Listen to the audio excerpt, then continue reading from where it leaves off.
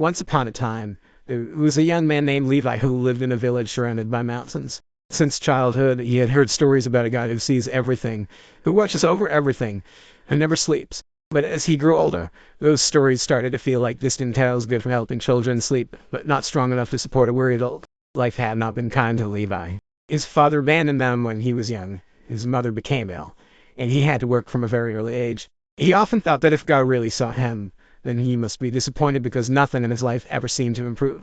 He prayed, but heard no answer. He served, but saw no reward. Sometimes he cried in silence, convinced that God had closed his eyes to him. One day, after losing his job due to an injustice, Levi wandered aimlessly down the dirt road that led to the top of the hill.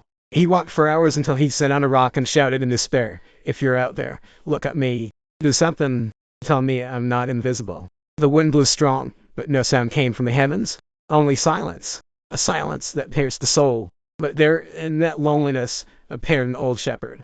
His name was Elias. He walked slowly, with his staff in hand and a gentle smile on his face. He sat beside Levi and said, "You're shouting with your eyes closed.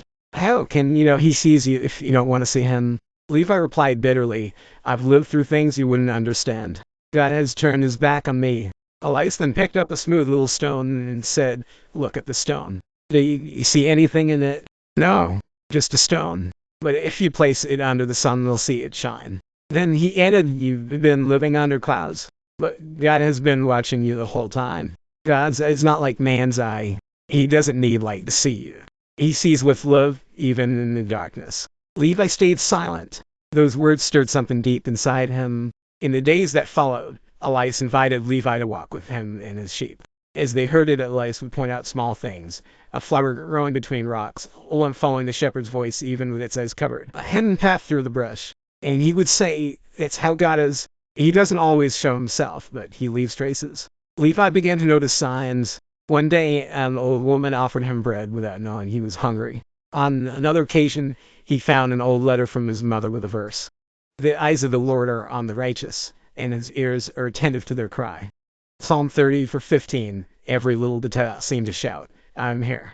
Levi started to understand. God had never walked away. He had been watching the whole time. But Levi could only see once. He started to look too. One day, Elias disappeared. No warning, no goodbye. Just a letter left on the stone. It said, "It wasn't me who found you. It was God who saw you, who searched for you, and brought you here. Now you have learned to see with the eyes of the soul. You will never feel invisible again, because the one who formed you has never stopped looking at you." From then on, Levi became a storyteller. He would sit with children and adults around the fire and say, "I was invisible to the world, but not to God. Even when I couldn't see him, his eye was on me, in the storm, in the night, even when I wanted to give up." And he always ended with a phrase that touched the soul.